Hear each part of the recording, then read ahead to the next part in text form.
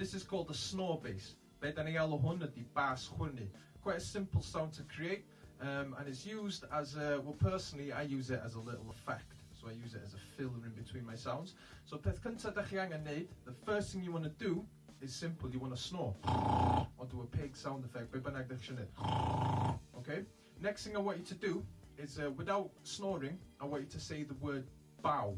Yeah, bow. Just trewch hwnna wan. Bow. Okay. Next thing I want you to do, beth nesa dwi eisiau gwneud ydy neud bow. I want you to do bow, but I don't want you to say it, but do the movement. Yeah, just like this. But the bit that you need, what you want to do is snore and go at the same time. And what you'll get is a sound effect that sounds like this. Yeah, try that out. Okay, so you can use it in different beats as well.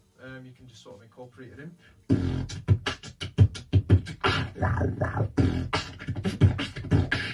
So you can use it, hefyd, if you're roed mewn I curiadau hefyd. Yeah, bas chwyrnu, snore bass.